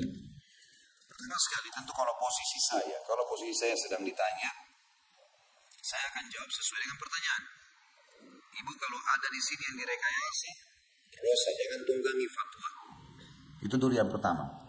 Yang kedua, setiap orang yang sedang ditanya hukum agama dan dia tahu, maka Rasulullah SAW sudah pesankan, kalau datang kepadamu seseorang yang matanya satu kecabut, jangan kamu terima sampai kamu sudah lihat rivalnya, lawannya. Mungkin dua-dua matanya sudah tercabut. Ya. Jadi saya tidak tahu, suaminya ibu ini saya tidak tahu, tentunya ibu yang berkeluh kesah. Kalau betul semua apa yang dibahasakan ini, maka tentu suami berdosa besar. Tidak memenuhi biologis, sering berdusta, dan segala macam hal yang dibahasakan tadi ini luar biasa. Dan bertahannya ibu dalam rumah tangga adalah ibadah. Ibu sekarang sedang panen pahala dalam masalah ini. Tapi perlu diberikan masukan-masukan, ya, perlu didoakan. Ya. Dan kalau memang betul kondisi seperti ini dan sudah berjalan bertahun-tahun tidak mau berubah, maka saran saya puncaknya, syaratnya ya, memang sudah berusaha, sudah ikhtiar, sudah nasihatin, sudah doakan, masih saja istikharahkan kepada Allah. Sholat 2 rakaat, minta petunjuk sama Allah. Saran saya baca buku doa yang ada doa istikharahnya. Setelah salam, kalau tidak hafal boleh pegang bukunya. Baca. Di antaranya kan, ya Allah kalau seandainya perkara rumah tangga ini baik buat diriku, agamaku, ya kehidupan akhiratku dan kehidupan duniaku dan kehidupan akhiratku, maka berkahilah, mudahkanlah, gitu kan, dan catatkan sebagai takdirku. Dan kalau seandainya perkara mempertahankan rumah tangga ini buruk buatku, agamaku, urusan duniaku dan urusan akhiratku, maka pisahkanlah, ya. Pisahkanlah dan tunjukkanlah kebaikan dimanapun itu teradakan atau terarahkan. Saran saya seperti itu, Allah alam. Jadi ibu istikharah kepada Allah SWT kalau betul-betul sudah ikhtiar, ya. Istikharah kepada Allah, minta kepada Allah petunjuk. Kalau memang Allah mudahkan dia akhirnya ajukan perceraian, berarti itu yang terbaik. Kalau misalnya dia tidak ajukan perceraian, ibu juga di rumah masih tetap ada nafkah, ya, masih ada rumah, anak-anak masih bisa diselamatkan dari sisi agama, mungkin memang Allah malah ingin tinggikan derajat ibu dengan cobaan ini, ya. Tapi kesimpulan dari semua yang ditanyakan ini teman-teman sekalian, memang wasiat agama penting, luar biasa itu. Agama menyuruh kita menikah dengan orang yang beragama. Beragama ini penting. Laki-laki diwasiatkan begitu, perempuan diwasiatkan begitu. Sudah sering saya bilang, hadis Nabi SAW, tunkahul mar'atu li arba'a. Wanita umumnya dinikahi orang laki karena 4 hal. Limaliha karena kekayaannya, lihasabiha karena keturunannya, lijamaliha karena kecantikannya, walidiniha dan karena agamanya. Fadfar bidzatid din taribat yadak. Pilih wanita yang beragama, hidupmu akan tentram. Itu bagi laki-laki. Bagi perempuan juga begitu. Rasulullah SAW bersabda, idza ja'akum man tardawna dinahu wa khuluquhu fazawwijuh, illam taf'alu takun fitnatun fil ardi wa fasadun kabir. Takun fitnatun fil ardi wa fasadun kabir. Kalau hai wanita dan hai wali wanita, ayahnya, kalau telah datang kepada kalian laki-laki yang kalian ridhoi agamanya, beragama, sholat 5 waktu, faham agama, ya, dan akhlaknya, karena akhlaknya akan terbentuk perilakunya, santun tutur katanya, maka terima lamarannya. Kalau tidak akan terjadi kerusakan di muka bumi, fitnah dan kerusakan. Kata ulama terjadinya perceraian dan kekerasan di rumah tangga. Cuma qadarullah masya'afal, ini sudah terjadi. Bagi yang belum terjadi, belum menikah, maka pilih baik-baik. Sampai kata Nabi SAW, wala amatun sauda'un kharma dhatud din khair. Wanita yang beragama walaupun budak berkulit hitam kharma, enggak ada pemisah hidungnya, lubang hidungnya satu, tetap beragama, itu lebih baik. Jadi saran saya tadi, Allah alam begitu, nasihatin, luruskan, kalau enggak istikharahkan, ikuti hasilnya setelah itu. 2 tahun yang lalu saya mengucapkan kata cerai dan langsung disetujui oleh suami. Setelah itu saya langsung pergi, dan memang sejak anak saya lahir sampai 5 tahun kami tidak serumah. Dan sekarang anak kami 7 tahun. Kami dipisahkan keluarga karena sering bertengkar. Anak dan suami di rumah mertua, dan saya tinggal sendiri, namun masih diberi nafkah lahir dan batin. Namun setelah lebih dari 3 bulan, di saat sedang berhubungan biologis, dia tidak berkata ingin rujuk, namun hanya karena kangen, karena takut pada keluarga yang tidak boleh kami bersama kembali. Apakah status kami sekarang, Pak Ustaz? Apakah masih sah pernikahan kami atau tidak? Saya mohon solusi yang terbaik menurut agama dari Pak Ustaz. Yang paling pertama begini, semua pertengkaran di rumah tangga hindari. Tidak usah ribut-ributan, bertengkar nggak usah. Saya sudah bilang tadi solusinya, coba besarkan jiwa kita. Yang benar maafkan, yang salah minta maaf, begitu saja. Clearkan, dan kita harus berbesar jiwa supaya pertengkaran tidak terjadi. Itu dulu yang pertama. Yang kedua, kalau yang dimaksud sini berhubungan biologis, masih kangen segala macam, itu kan bukti kalau memang sebenarnya masih butuh, gitu kan. Kalau berhubungan biologisnya itu di masa iddah, 3 bulan pertama pengucapan kalimat cerai, maka boleh rujuk dengan cara seperti ini. Berhubungan biologis walaupun tidak bilang kita rujuk, ya, enggak. Makanya pada saat masa iddah 3 bulan dari masa pengucapan kalimat cerai, seorang wanita dianjurkan tidak tinggalkan rumah suaminya. Bahkan dia dandan, dia berbuat kebaikan-kebaikan supaya suaminya tertarik untuk rujuk sama dia. Di masa iddah. Setelah masa iddah dia boleh keluar dari rumah suaminya. Kecuali kalau suaminya buruk, pemabuk segala macam, ini lain. Ya, atau bahkan bisa membahayakan jiwa dia, bisa membunuh, bisa memukul segala macam, itu lain. Itu dulu. Jadi kalau dia rujuk atau berhubungan biologis ini, rujuk itu tidak harus kalimat, ya. Boleh berhubungan biologis, boleh saling minta maaf. Tapi kalau sudah lewat masa iddah, 3 kali masa haid, tidak boleh lagi seperti ini. Harus menikah ulang seperti awal. seperti awal menikah. Dan kalau terjadi biologis ini tidak sah, dianggap perzinahan. Karena sudah lewat dari masa iddah, gitu kan. Ya, saya tidak tahu ibu ini sudah berapa lama berpisah tidak serumah, atau maaf, sejak kapan pengucapan kalimat cerai. Kalau tidak ada pengucapan kalimat cerai berarti walaupun tidak serumah status suami istri masih berjalan. Tapi kalau ada pengucapan kalimat cerai dari suami, maka otomatis seperti tadi hukumnya. Tapi kalau di sini ibu lihat anaknya, ya, sudah 2 tahun ya sini kayaknya. Dari 5 tahun anaknya sampai umur 7 tahun anaknya. Kami dipisahkan keluarga karena sering bertengkar. Berarti memang belum ada kalimat cerai dari suami. Berarti ibu masih status istri. Suami datang temuin ibu, biologis segala macam masih halal, nggak ada masalah. Yang terakhir Bapak Ibu sekalian, saya sudah bilang jangan libatkan orang ketiga dalam rumah tangga, termasuk keluarga itu. Ini sudah rumit memang kalau keluarga sudah ikut campur. Kita sering cerita sama orang tua, cerita sama kakak, akhirnya mereka terbawa emosi. Dan seperti ini, sebenarnya masih saling sayang, akhirnya nggak bisa kumpul, sembunyi-sembunyi. Saran saya terang-terangan. Sampaikan kepada keluarga, sekarang baikan, sama-sama rangkul suami, ibu rangkul suami, bilang kita baikan, kita baik-baik, kita jaga ini semua hubungan dengan Allah. Karena Allah, apa yang kurang dari saya ingatkan, apa yang kurang dari kamu saya juga akan ingatkan. Agama jadikan landasan, lalu kita terang-terangan sampaikan ke keluarga, kalau kami akan kumpul kembali, udah selesai. Gitu kan? Jadi tidak usah sembunyi-sembunyi, karena ini bukan masalah yang haram kok. Belum terjadi perceraian. Setelah anak tahu bahwa berhubungan antara suami istri adalah sedekah, bolehkah minta terus tiap hari ke istri? Istri kadang risih karena tiap hari apa ini? Tiap hari mandi. Boleh, kenapa tidak? Dan istri nggak boleh tolak. Kenapa risih? Masa sesuatu yang enak ditolak? Nggak boleh tolak. Kenapa nolak? Kenapa risih? Yang risih itu kalau orang lakukan bukan sama suaminya, ya kan? Lagian kenapa harus malu kalau mandi? Orang tidak hubungan biologis kan juga boleh mandi kan? Nah, itu capek kalau jadi beban. Ya, kalau dijadikan beban, kalau dinikmati nggak bakal capek kok. Nah, apalagi kalau tahu ini adalah ibadah kan gitu. Jadi nggak ada masalah. Dan subhanallah hikmah Allah, dan ini terbukti secara medis ya. Laki-laki itu kalau dia sudah klimaks dia butuh waktu 20 menit sampai 25 menit untuk mengembalikan lagi keinginannya. Perempuan tidak seperti itu. Ibu-ibu sebenarnya tidak ada seperti laki-laki. Bahkan dalam satu kali hubungan biologis bisa berulang kali klimaks. Bagi dia nggak ada masalah. Allah sudah buat itu. Makanya dia layani suaminya berulang-ulang pun dia tidak ada masalah bagi sebenarnya. Sebenarnya perempuan tidak akan ada masalah. Laki-laki justru ada masalah. Karena dia butuh waktu untuk menghidupkan kembali syahwatnya. Itu penelitian 20 menit loh. Tidak mudah. Yang butuh waktu untuk itu. Ya.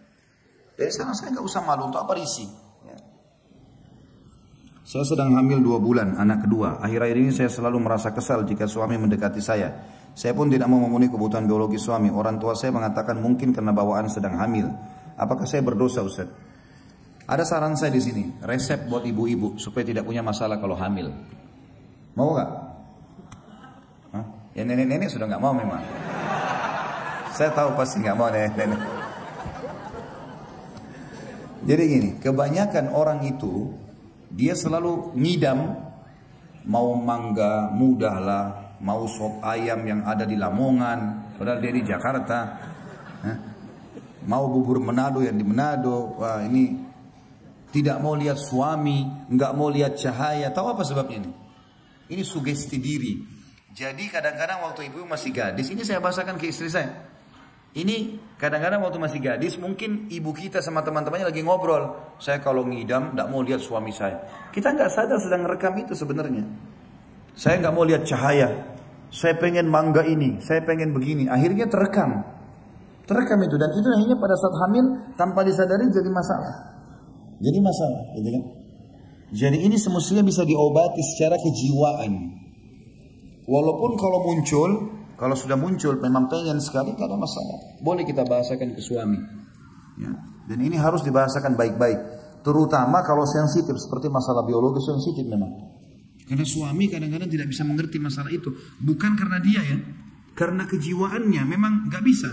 Dia nggak bisa membendung itu.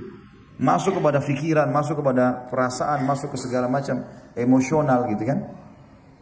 Saran saya yang pertama, ibu tentunya konsultasikan kepada teman-teman medis. Mungkin ada obat-obat yang bisa dikonsumsi, anti mual atau apalah yang bisa membuat kita akhirnya hilang dari perasaan-perasaan ini. Yang lain adalah yang kedua, saran saya tadi, sugesti. Coba sekarang bilang dalam diri ibu sendiri, saya nggak masalah. Saya kalau ada makanan saya makan, nggak masalah. Saya suka dekat dengan suami saya. Jadi harus bahasa seperti itu. Sehingga dalam jiwa kita, mindset kita yang sudah terekam tidak benar ini, dulu bisa tergantikan dengan yang baik gitu ya. Ini poin ya, yang mungkin Allah alam yang saya bisa kasih masukan. Kalau misal pun ibu datang perasaan dan banyak istiadah kepada Allah ya, karena tidak melayani suami ini dari syaitan biasanya. Kalau misalnya sudah konsultasi sama medis tadi poin pertama, ternyata memang ada hormon tertentu yang ibu miliki, mungkin tidak umumnya pada wanita, dan itu memang membuat perasaan tidak mau berhubungan biologis. Tentu pada saat konsultasi sama dokter ajak suami. Jadi ibu tenang, suami juga tenang. Memang ibu istri, misalnya dokter bilang memang istrinya bapak ini begini keadaannya. Mungkin bisa dimengerti. Insya Allah kan dengan konsultasi sama dokter dia bisa paham. Atau mungkin ibu yang dibahasakan, enggak bu, ini cuma sugesti ibu. Enggak apa-apa, ibu biologis nggak begini. Itu wanita hamil nggak ada masalah dengan biologis. Itu cuma keyakinan orang Yahudi ya.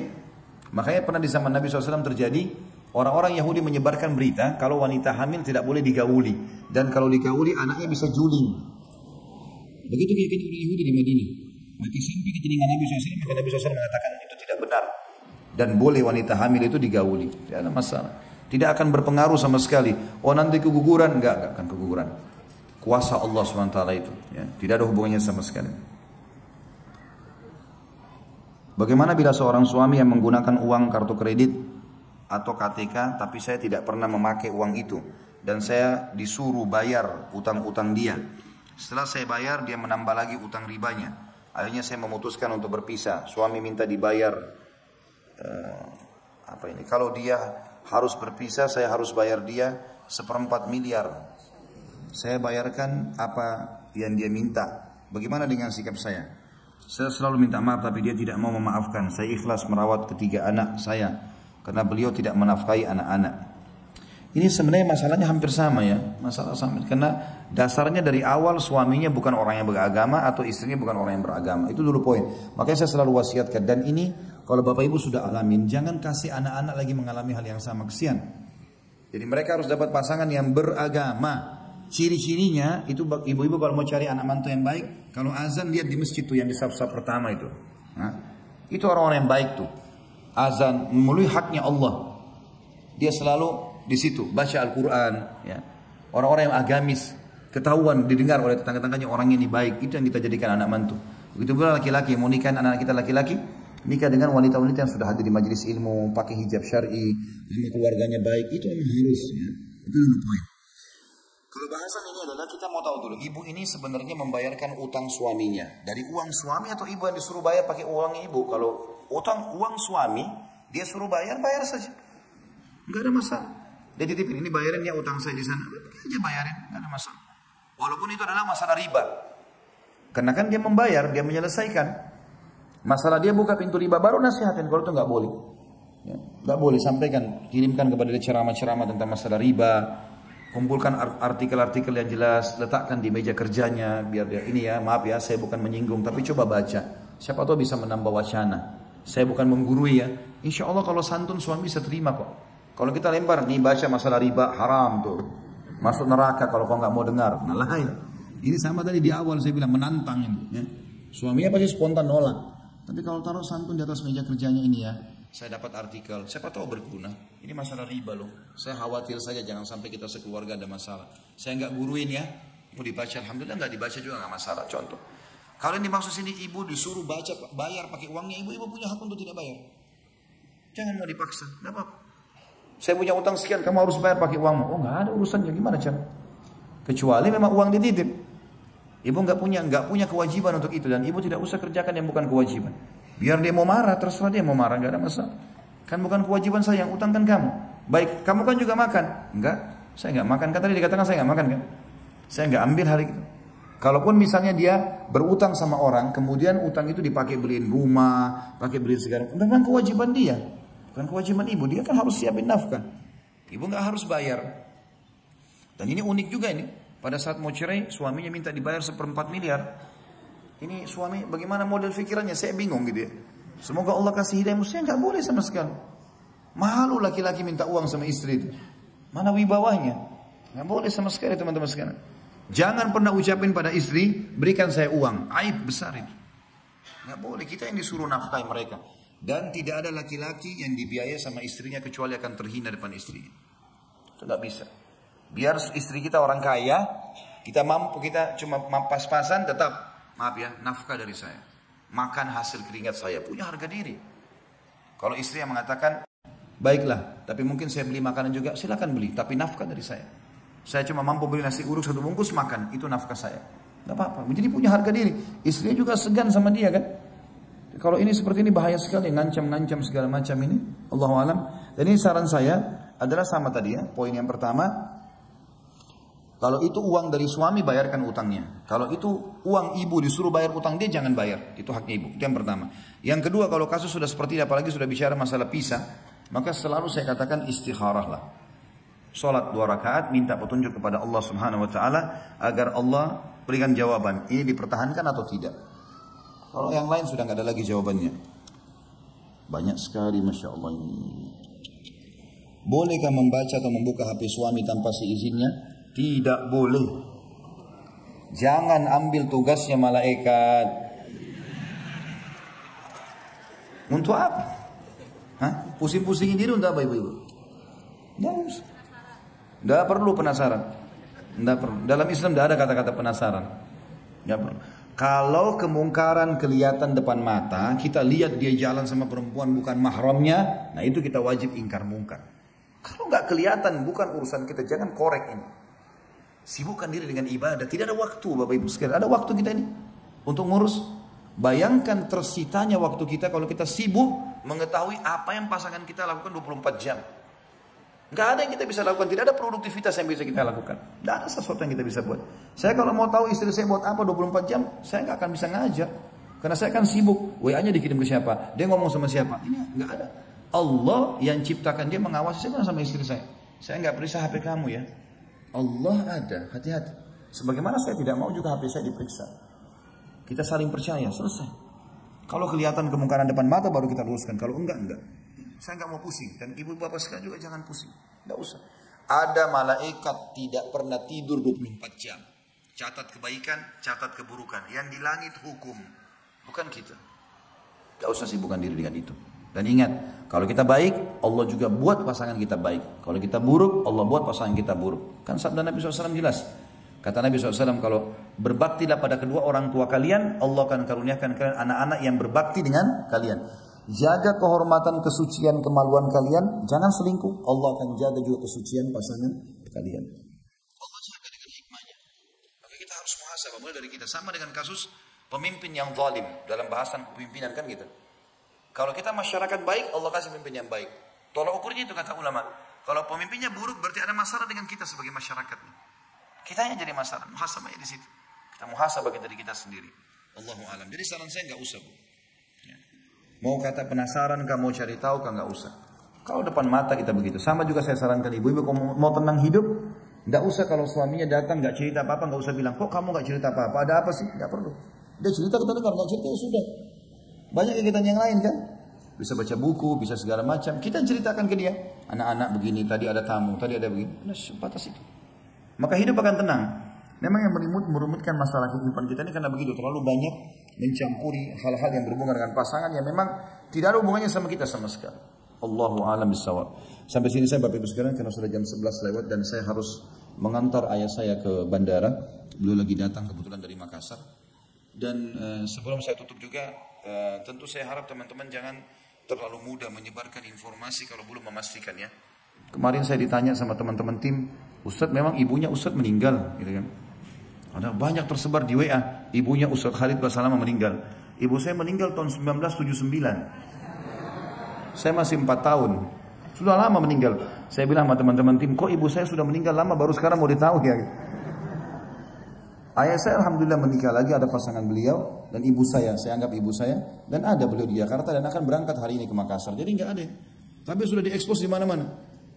Ini harus hati-hati terima berita seperti ini, gitu kan? Sama juga informasi saya akan menemani ayah saya ke bandara, bukan saya yang ke Makassar ini. Ya. Tadi sudah ada berita begitu, katanya mau ke Makassar gitu. Padahal sebenarnya tidak. Allahu a'lam. Jadi kita harus lebih hati-hati, apalagi sebarin berita sebelum tabayun, tidak boleh. Yang begitu saya Bapak Ibu sekalian, subhanakallahumma bihamdika. bihamdika asyhadu an la ilaha illa anta astaghfiruka wa atubu ilaik. Wassalamualaikum warahmatullahi wabarakatuh.